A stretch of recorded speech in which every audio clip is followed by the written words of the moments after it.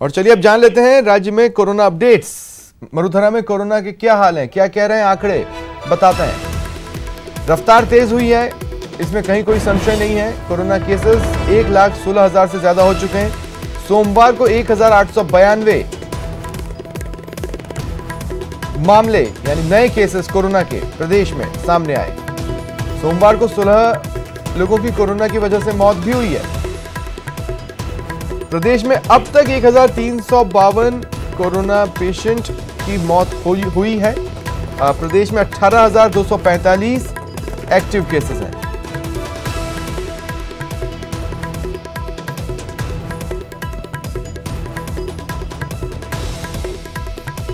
जयपुर से सहयोगी लवली, कोटा से सहयोगी शाकिर और उदयपुर से सहयोगी कपिल इस वक्त मेरे साथ जुड़ रहे हैं। लवली, मैं शुरुआत आपसे कर रहा हूं और लगातार पिछले कुछ दिनों से लगभग 2,000 ही कोरोना प्रदेश में बना हुआ है।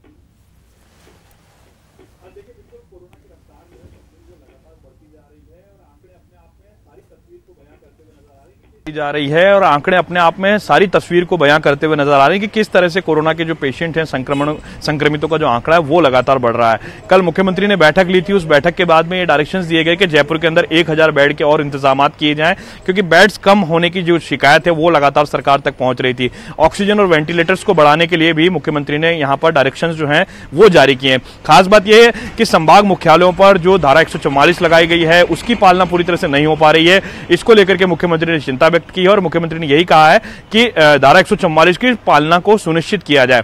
यानी कुल मिलाकर के कोरोना की जिस तरह से रफ्तार बढ़ रही है, सरकार चाहती है कि बिना सख्ती के ही लोग मान जाएं, ताकि जो है इस कोरोना संक्रमण का जो आंकड़ा जो लगातार बढ़ता जा रहा है दिन प्रतिदिन, जिसका जो ग्राफ है वो ऊपर की ओर बढ़ता जा रहा है, उसे किसी न किसी तरीके से रोका जाए। लेकिन बिना पब्लिक के सपोर्ट के, बिना जनता के सहयोग के इसे रोकना बिल्कुल जो है ये कह सकते हैं कि ये बात नहीं मानने लायक होगी। इसलिए अब ये लगातार सरकार लोगों के अंदर जागरूकता फैलाने की कोशिश कर रही है। जयपुर सहित अन्य शहरों के अंदर पुलिस ने फ्लैग मार्च निकाला है। लोगों को ये संदेश देने की कोशिश की गई है कि कोरोना से डरे नहीं, कोरोना से लड़ना है, लेकिन लड़ने का तरीका यह है कि मास्क लगाएं, सैनिटाइजर का उपयोग करें और 2 गज की दूरी को आवश्यक रूप से अपना लें। क्योंकि बीते दिनों डॉक्टर्स के साथ भी चर्चा हुई मुख्यमंत्री की, तो डॉक्टर्स ने भी यही बात कही कि अगर आप अच्छा मास्क लगाते हैं तो वो वैक्सीन का काम करता है। बड़ी बात यह है कि अगर डॉक्टर्स ये बात कह रहे हैं और वो भी जाने माने देश के डॉक्टर्स अगर ये बात कह रहे हैं तो लोगों को इस बात का अनुसरण करना चाहिए। जनप्रतिनिधि जो हैं वो आज भी कई जनप्रतिनिधियों की तस्वीरें देखने को मिलती है, वो पब्लिक प्लेस पे लोगों से बिना मास्क के मिलते हुए नजर आ रहे हैं। वो पब्लिक के आइडियल हैं, ब्रांड एम्बेसडर हैं, तो उनको भी ये सोचना चाहिए, जनप्रतिनिधियों को भी, कि वो मास्क लगा करके लोगों के बीच में जाएं। कई जगह से ऐसी तस्वीरें जो है। कपिल, मैं आपके पास आ रहा हूं, उदयपुर में किस तरह की स्थिति है आज की?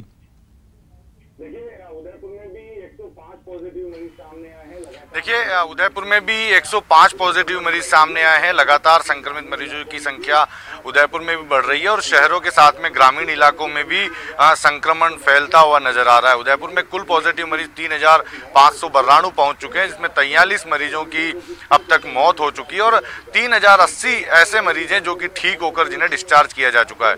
152 मरीज उदयपुर में होम आइसोलेशन में है।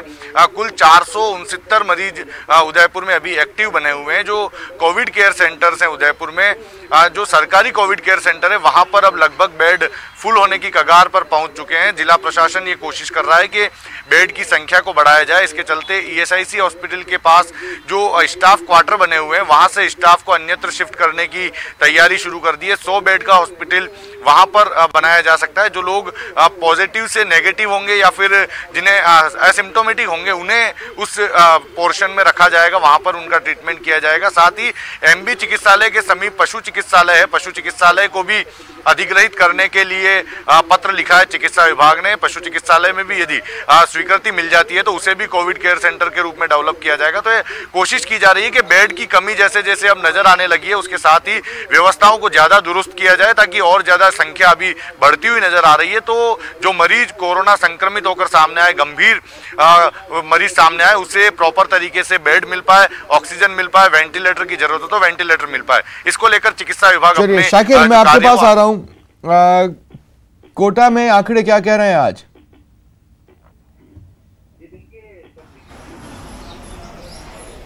जी देखिए स्वप्निल, कमोबेश कोटा में भी जो है आंकड़े दुखद हैं, क्योंकि लगातार पॉजिटिव रोगियों की तादाद में इजाफा होता चला जा रहा है। करीब 9000 के करीब अब कोटा में पॉजिटिव रोगियों की संख्या पहुंचने पर है। लेकिन इस तरह से पॉजिटिव रोगियों की तादाद में बढ़ोतरी हो रही है। अस्पतालों की व्यवस्थाओं पर भी सवाल जो है खड़े होना लाजमी है, क्योंकि बेड जो है उसके इंतजाम के लिए अब जिला प्रशासन, चिकित्सा विभाग की टीमें जुटी हुई है। जीवन रक्षक जो उपकरण हैं, आईसीयू, वेंटिलेटर, ऑक्सीजन बेड, उनके जो है उनमें इजाफा करने के लिए अब प्रयास जो है वो शुरू कर दिए गए हैं। कोटा में एक सरकार कोविड हॉस्पिटल के साथ साथ 3 निजी अस्पतालों में भी जो है कोविड के पेशेंट्स को रखा जा रहा है। इसके अलावा बड़ी संख्या में होम आइसोलेट जो पेशेंट है वो उनकी भी तादाद में अब लगातार बढ़ोतरी होती चली जा रही है। हालांकि जिला प्रशासन की ओर से होम आइसोलेट पेशेंट्स के लिए जो है व्यवस्थाएं मुकम्मल की गई है। टीमें गठित कर रखी है जो लगातार फीडबैक ले रही है, उनको घरों पर जाकर के दवाइयां उपलब्ध करवा रही है। लेकिन जो संक्रमण की चेन है उसको तोड़ने में कामयाबी नहीं मिल पा रही है। लगातार पॉजिटिव रोगियों की तादाद में हो रही बढ़ोतरी, उसके बाद जो है जिस तरह से जागरूकता अभियान भी चलाए जा रहे हैं, लगातार अपीलें भी की जा रही है प्रशासन की ओर से, जनप्रतिनिधियों की ओर से। लेकिन जो दायरा है, जो लापरवाही है, वो कहीं ना कहीं जो है भारी पड़ती नजर आ रही है। और यही वजह है कि कोटा में पॉजिटिव रोगियों की तादाद में लगातार बढ़ोतरी हो रही है। हालांकि आप तीनों का मेरे साथ जुड़ने के लिए और तमाम बातचीत के लिए वक्त एक ब्रेक का। ब्रेक के बाद दिखाएंगे 5 मतदाताओं का पंच कौन।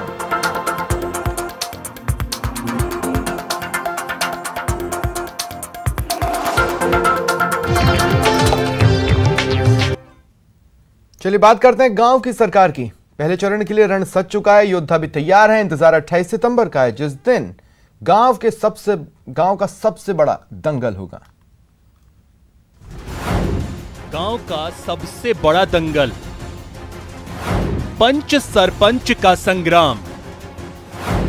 4679 मतदान केंद्र पर महादंगल। 28 सितंबर को गांव का गदर। गांव की सरकार का पहला चरण। कोरोना काल में चुनाव प्रचार तेज है। गांव के सबसे बड़े दंगल को लेकर उम्मीदवार अपना अपना दम दिखा रहे हैं, लोगों से मिल रहे हैं और अपने लिए वोट मांग रहे हैं। अब जरा गांव की सरकार के पहले चरण का पूरा गणित जान लीजिए। पहले चरण में 1002 ग्राम पंचायतों में चुनाव। सरपंच पद के लिए 5388 उम्मीदवार मैदान में। पंच पद के लिए 11890 उम्मीदवार चुनाव मैदान में। 13 सरपंच और 4468 पंच प्रत्याशी निर्विरोध चुने गए। सभी पंचायतों में 28 सितंबर को होगा मतदान। 28 सितंबर को ही मतगणना होगी। 29 सितंबर को उप सरपंच का चुनाव होगा। अब जरा यह भी जान लीजिए कि आखिर पहले चरण में कितने मतदान केंद्रों पर चुनाव हो रहे हैं और पहले चरण में कितने मतदाता पंच सरपंच चुनेंगे, ये भी जान लीजिए। 4679 मतदान केंद्रों पर मतदान कराया जाएगा। 33,40,035 मतदाता डालेंगे वोट। 17,48,670 पुरुष मतदाता। 15,91,347 महिला मतदाता। गांव की सरकार के लिए काउंटडाउन शुरू हो गया है। अब इंतजार 28 सितंबर का है, जिस दिन मतदाता गांव की सरकार चुनेंगे। जयपुर से न्यूज 18 के लिए प्रेम मीणा की रिपोर्ट। और अब बात करते हैं गांव की सरकार की ही। आज आपको लेकर चलते हैं देश के सबसे कम मतदाता वाले वार्ड में, जिसमें महज 5 मतदाता हैं जो पंच चुनेंगे। सबसे कम मतदाता वाला वार्ड। एक वार्ड 5 मतदाता। 5 मतदाता चुनेंगे अपना पंच। 5 मतदाताओं का पंच कौन? जी हां, यकीन मानिए, महज 5 मतदाता पंच चुनेंगे। कहा जा रहा है देश का सबसे कम मतदाता वाला वार्ड हो सकता है, और यह वार्ड है झुंझुनू के खेतड़ी पंचायत समिति के अंतर्गत गोठरा पंचायत का एक वार्ड। लेकिन विडंबना है कि इस वार्ड के पंच के लिए चुनाव मैदान में 2 महिला उम्मीदवार हैं, और वो दोनों भी इस वार्ड के बाहर से हैं। गोठड़ा जो हमारी ग्राम पंचायत है, इसमें मोस्टली जो मतदाता हैं वो खेतड़ी कोपर प्लांट के निवास करने वाले, उनकी कॉलोनी में रहने वाले लोग होते हैं। तो वो चुनाव के समय पहले बाद में उनका मूवमेंट जारी रहता है। इसलिए इस वार्ड में वो क्लाइन करके कर्मचारी थे रिटायर होने के बाद में, तो 5 ही मतदाता बचे हैं, उनका चुनाव होना है। गोठड़ा ग्राम पंचायत का वार्ड नंबर 41। इस वार्ड में महज 5 मतदाता ही हैं। 5 मतदाताओं की वजह से हॉटस्पॉट है ये वार्ड। वार्ड पंच के लिए ये सामान्य महिला सीट है। दोनों उम्मीदवार दूसरे वार्ड नंबर 51 की रहने वाली हैं। इस वार्ड से कोई भी चुनावी मैदान में नहीं है। दोनों उम्मीदवार नामांकन भरने के बाद 5 मतदाताओं से हर रोज मांग रहे हैं वोट। सरकारी बजट को आम जनता तक पहुंचाना है। सबसे पहले मैं पानी की जो समस्या है ना, उसको दूर करना चाहूंगी, क्योंकि पानी की सबसे बड़ी समस्या है और ये सड़क टूटी फूटी है, इसको ठीक करना चाहूंगी। लोकतंत्र वार्ड पंच की पहली सीढ़ी है, इसे पार करने के लिए मुझे राजनीति में जाने के लिए इसे पार करना होगा और यहाँ के रहने वाले लोगों के ऊपर जो भी समस्याएं हैं उन्हें दूर करना ही मेरी पहली प्राथमिकता होगी कि उनकी सारी सुविधाएं उनको मैं दूं और उनकी सारी परेशानियां दूर करूं। जिन लोगों का खाद्य सुरक्षा में नाम नहीं जुड़ा है, उनका नाम जुड़वाना, उनके लिए काम करना, वो मेरे लिए प्राथमिकता होगी। नामांकन होने के बाद से ही 41 नंबर वार्ड की सीट लोगों में चर्चा का विषय बनी हुई है। हालांकि ये तो 28 सितंबर को ही पता चल पाएगा कि कौन होगी इन 5 मतदाताओं की पंच। झुंझुनू से न्यूज़ 18 के लिए इम्तियाज भाटी की रिपोर्ट। कृषि संशोधन विधेयक पर केंद्रीय मंत्री गजेंद्र सिंह शेखावत ने बयान दिया है। उन्होंने विपक्ष पर निशाना साधा, विपक्ष पर संसदीय परिचालन पद्धति का मखौल उड़ाने का आरोप लगाया। कहा कि राजनीतिक महत्वाकांक्षाओं की पूर्ति के लिए विपक्ष भ्रम फैला रहा है। और से खास तौर से कि जो कानून बना है उस कानून से किसानों का बहुत बड़ा अहित होने वाला है। आप बड़ी गहरी समझ रखते हैं खेती के बारे में, किसानों के बारे में। आप एमओएस एग्रीकल्चर भी केंद्र सरकार में रह चुके हैं, तो क्या वाकई एमएसपी और एपीएमसी जो है उन्हें खत्म करने की कोशिश की जा रही है? बिल और विपक्ष भी कह रहा है कि अगर ऐसी कोशिश नहीं है तो बिल में इसका उल्लेख क्यों नहीं है? देखिए, मुझे लगता है कि इससे बड़ा भ्रम फैलाने का षड्यंत्र नहीं हो सकता अपनी राजनीतिक महत्वाकांक्षाओं को पूर्ति करने के लिए। और मैं ये मानता हूं कि ऐसे कुछ षड्यंत्रकारियों को अंततः बेनकाब होना पड़ेगा और देश की जनता ऐसे कुकृत्य के लिए उन्हें कभी माफ नहीं करेगी। जहां तक वर्तमान बिल का विषय है,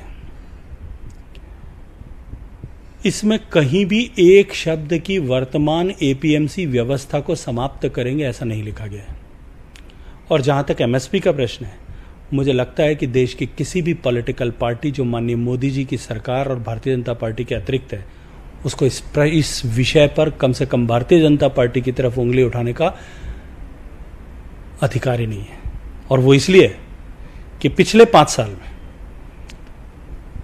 2006 में स्वामीनाथन साहब ने रिकमेंडेशन की थी। मैं उसके बारे में बाद में बात करूंगा कि उन्होंने क्या रिकमेंडेशन की थी, उसके क्या प्रभाव होने वाले थे, किस उद्देश्य से की थी। लेकिन जो रिकमेंडेशंस उन्होंने की थी एमएसपी को लेकर के कि किसान को लाभकारी मूल्य मिलना चाहिए, उसको लागत से 50% अधिक लाभकारी मूल्य मिलना चाहिए। मैं पूछना चाहता हूं, आज वकालत करने वाले लोग जब 2006 से 2014 तक सत्ता में थे, तब उन्होंने इस पर निर्णय क्यों नहीं किया?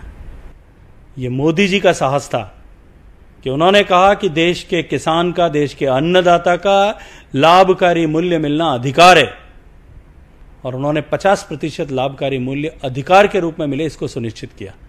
आज एक बार फिर लाभ जो एमएसपी में आने वाली फसल के लिए वृद्धि की गई है, और आने वाली फसल के लिए जो वृद्धि की गई है उसके बाद में यदि मैं तुलना करूं 2009 से 2014 तक के मूल्यों की या 2013-14 के मूल्य की और वर्तमान मूल्य की आज की तारीख में जो एमएसपी डिक्लेयर की गई, केवल इसकी तुलना करूं तो जो ग्रोथ है वो 40% से लेकर के और उससे भी 70% अधिक तक की ग्रोथ जो है वो हुई है। यदि मैं 2009 से 14 तक की केवल एमएसपी की ग्रोथ की बात नहीं करूं, क्योंकि हम केवल एमएसपी बढ़ा देते, जिस तरह की प्रैक्टिसेस पिछली सरकारों के समय हुआ करती थी कि एमएसपी में थोड़ा वृद्धि कर दो लेकिन प्रोक्योरमेंट में कमी कर दो। हमने प्रोक्योरमेंट में भी वृद्धि को जो है वो 30% से लेकर के और लाखों परसेंटेज तक कुछ कमोडिटीज में, जहां बिल्कुल प्रोक्योरमेंट नहीं होता था, वहां लाखों मीट्रिक टन, चाहे चना है, चाहे उड़द है, चाहे सरसों है, चाहे मूंग है, लाखों टन प्रोक्योरमेंट किया है। जो गेहूं और चावल को छोड़कर यदि मैं एक तरफ रखते हुए बात करूं, दलहन और तिलहन में जो प्रोक्योरमेंट 5 साल में 3,100 करोड़ रुपए का हुआ था, वो यूपीए के 5 साल में 6 साल में 5 साल में यदि मैं बात करूं तो 75,000 करोड़ रुपए, 74,883 करोड़ रुपए का प्रोक्योरमेंट हुआ है। कितने प्रतिशत के ग्रोथ है? 25 गुना वृद्धि, 25 गुना प्रोक्योरमेंट केवल दलहन और तिलहन में वृद्धि। ठीक यही परिस्थिति गेहूं और चावल में भी है।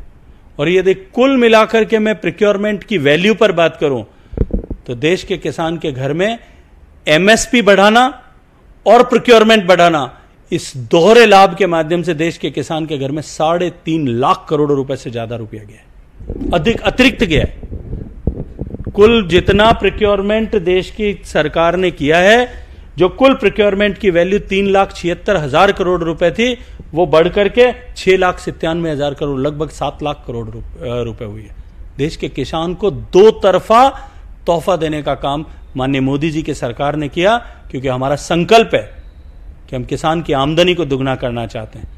जो व्यवस्था, जो रिकमेंडेशंस स्वामीनाथन साहब ने की थी, हमने इन टोटलिटी उन सारी जो है रिकमेंडेशंस को लागू करते हुए उन रिकमेंडेशन के माध्यम से देश के कृषि क्षेत्र को देखने के नजरिए में आमूलचूल परिवर्तन किया।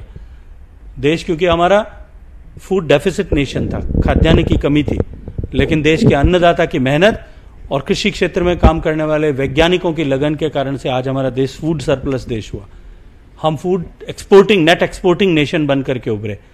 लेकिन जो पॉलिसी पैरालिसिस पिछली सरकारों के समय में था, जो ठीक समय पर उनको निर्णय लेना था, इस ट्रांसफॉर्मेशन के समय की डेफिसिट से सफिशिएंट और सफिशिएंट से सरप्लस को देखते हुए जो दूरगामी निर्णय लेने थे वो नहीं ले पाए। उसके कारण से आज देश का किसान स्ट्रेस में है। और उन समस्याओं का समाधान और जो है स्थायी समाधान के लिए केवल प्रोडक्शन के नजरिए से किसान और खेती को नहीं देखना, अपितु खेती लाभकारी किस तरह से बने, इस दृष्टिकोण से किसान के और खेती के को देखने का नजरिया बदलना, यह माननीय मोदी जी की सरकार ने परिवर्तन। सहयोगी नागेंद्र के साथ अभिषेक आढ़ा, नेटवर्क 18, नई दिल्ली। फिलहाल इतना ही, नमस्कार।